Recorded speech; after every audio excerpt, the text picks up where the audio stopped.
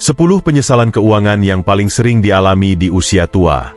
Dalam perjalanan hidup, rasa aman sering dianggap sudah otomatis ada hanya karena tubuh masih kuat bekerja dan penghasilan masih mengalir. Padahal ketenangan seperti itu mudah runtuh ketika muncul kejadian tak terduga.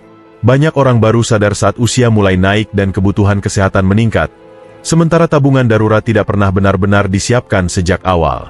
Begitu kondisi mendesak muncul, ruang gerak jadi sempit dan pilihan yang tersisa hanya mengandalkan utang. Padahal konsep dana darurat sangat sederhana. Tidak perlu jumlah besar di awal, cukup komitmen kecil yang dilakukan terus-menerus.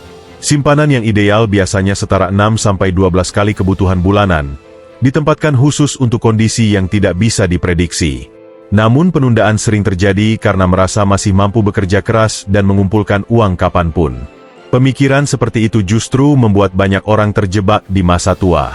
Ketika kebutuhan besar datang tiba-tiba, seperti biaya berobat, kehilangan pekerjaan, atau keperluan keluarga yang mendesak, kondisi tanpa dana cadangan membuat seseorang cenderung panik. Utang kemudian jadi jalan pintas, tapi dampaknya panjang. Mental tertekan, angsuran menumpuk, dan keuangan makin sulit dipulihkan.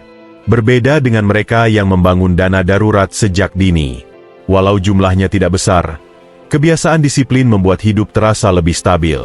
Setiap keputusan bisa diambil lebih tenang, karena ada pegangan yang melindungi dari kekacauan finansial. Kesiapan seperti itu memberi ruang untuk memilih, bukan sekadar bertahan. Menunda persiapan justru menciptakan penyesalan paling menyakitkan di usia tua. Saat tenaga melemah, peluang kerja menyempit, dan biaya hidup justru meningkat. Tidak adanya cadangan finansial membuat masa tua jauh dari kata nyaman. Bagian pertama ini menegaskan bahwa perlindungan terbaik bukan berasal dari penghasilan besar, tetapi dari persiapan menghadapi hal tak terduga. Kesalahan lain yang sering memicu penyesalan di usia tua muncul dari anggapan bahwa menabung saja sudah cukup. Padahal nilai uang terus bergerak turun seiring waktu. Tanpa instrumen yang dapat berkembang, tabungan hanya terlihat aman di permukaan, tetapi pelan-pelan kehilangan daya beli. Situasi inilah yang membuat banyak orang baru tersentak ketika memasuki usia 50-60 tahun dan menemukan bahwa dana pensiun ternyata jauh dari cukup. Investasi sering dianggap sesuatu yang rumit atau hanya untuk kalangan tertentu. Padahal prinsip utamanya sederhana. Uang diberi kesempatan tumbuh lewat waktu. Bahkan kontribusi kecil dan rutin dapat menghasilkan dampak besar jika dimulai lebih awal. Waktu selalu menjadi faktor paling menentukan dalam dunia investasi. Semakin panjang periode seseorang menempatkan uangnya, semakin besar potensi hasil yang terkumpul. Masalahnya muncul ketika kesadaran itu terlambat datang. Saat usia sudah menurun dan ruang untuk mengambil risiko semakin kecil, pilihan investasi jadi lebih terbatas. Orang yang memulai di usia senja biasanya menghadapi tekanan lebih besar, karena harus mengejar kekurangan dalam waktu singkat. Kondisi tersebut membuat beberapa orang terpaksa menurunkan standar hidup, atau terus bekerja melewati usia ideal pensiun demi menutupi kekurangan dana. Berbeda dengan mereka yang sejak muda sudah membiasakan diri menyisihkan sebagian penghasilan ke instrumen yang sesuai profil risiko. Tidak harus agresif, tidak harus besar, yang terpenting konsisten. Kebiasaan ini memberikan hasil nyata di masa tua, keuangan lebih stabil, pilihan hidup lebih luas, dan rasa aman lebih kuat.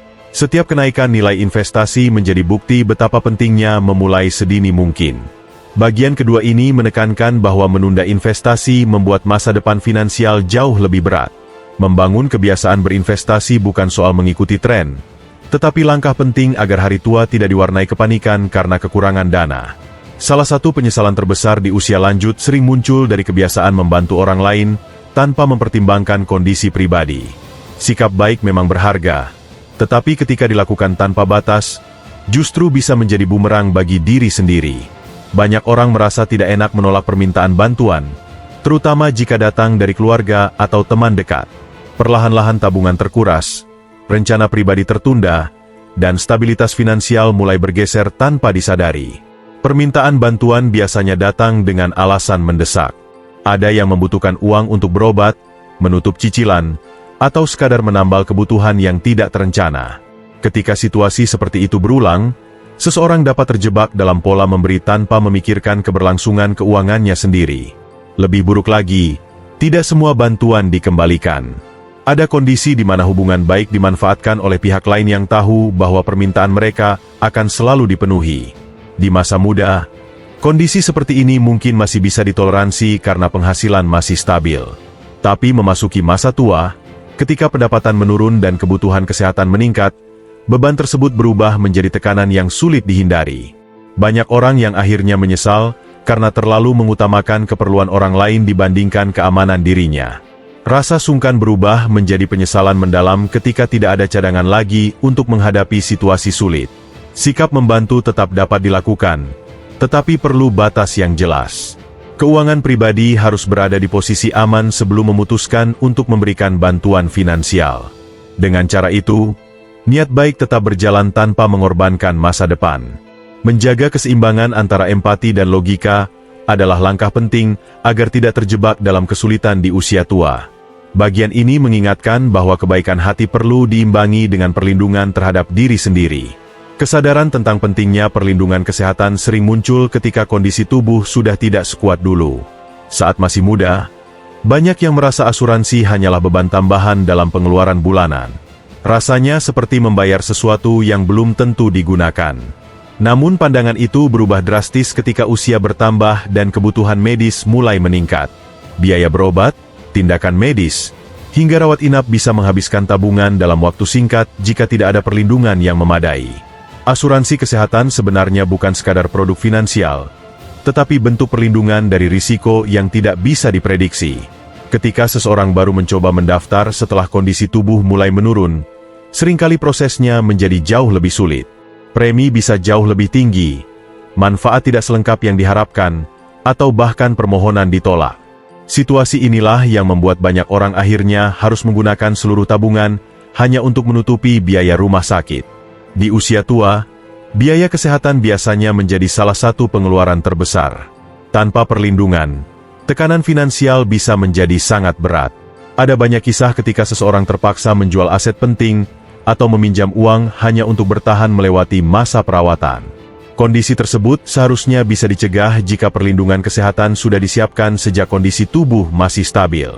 Ketika perlindungan sudah dimiliki dari awal, beban finansial jauh lebih ringan. Pengobatan dapat dilakukan tanpa rasa cemas berlebihan karena sebagian besar biaya sudah ditanggung. Hal ini memberikan ketenangan dan ruang untuk fokus pada pemulihan, bukan memikirkan bagaimana cara menutup tagihan rumah sakit. Bagian ini menegaskan bahwa kesehatan bukan sesuatu yang bisa ditunda. Perlindungan medis bukan dibuat untuk hari ini, tetapi untuk masa yang kemungkinan besar jauh lebih membutuhkan. Gaya hidup yang terus meningkat seiring naiknya penghasilan merupakan salah satu sumber penyesalan paling umum di masa tua. Ketika uang lebih mudah didapat, keinginan untuk menikmati berbagai fasilitas juga ikut naik. Mulai dari sering makan di luar, membeli barang bermerek, hingga mengganti kendaraan hanya demi kenyamanan atau penampilan. Kesenangan seperti itu terasa wajar, tetapi tanpa batasan yang jelas, pengeluaran dapat menghabiskan seluruh pemasukan tanpa meninggalkan ruang untuk tabungan atau investasi. Kebiasaan konsumtif memang memberi kepuasan sesaat, namun dampaknya terasa panjang. Banyak orang baru memahami hal ini ketika memasuki usia pensiun. Standar hidup yang sudah terbentuk selama bertahun-tahun sulit diturunkan begitu saja, sementara pendapatan tidak lagi sekuat masa produktif. Akhirnya muncul ketegangan antara kebutuhan sehari-hari dan sumber uang yang semakin terbatas.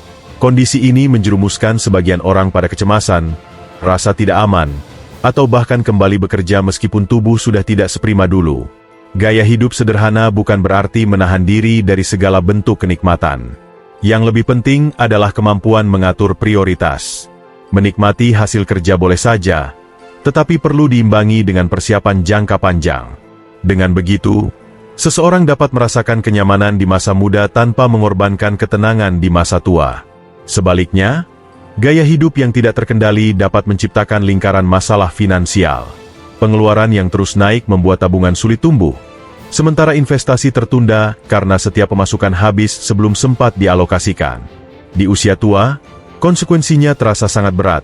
Tabungan menipis, beban meningkat, dan ketergantungan pada orang lain mulai muncul. Bagian ini mengingatkan bahwa kebijaksanaan finansial tidak hanya soal menabung atau berinvestasi, tetapi juga kemampuan menjaga gaya hidup tetap seimbang. Salah satu penyesalan terbesar di usia tua muncul ketika seseorang menyadari bahwa kemandirian finansial ternyata tidak pernah disiapkan secara serius. Ada anggapan bahwa ketika nanti sudah tidak bekerja, anak-anak pasti akan membantu menanggung kebutuhan hidup orang tua. Pemikiran seperti itu mungkin terasa wajar di masa lalu, namun situasi zaman sekarang jauh berbeda.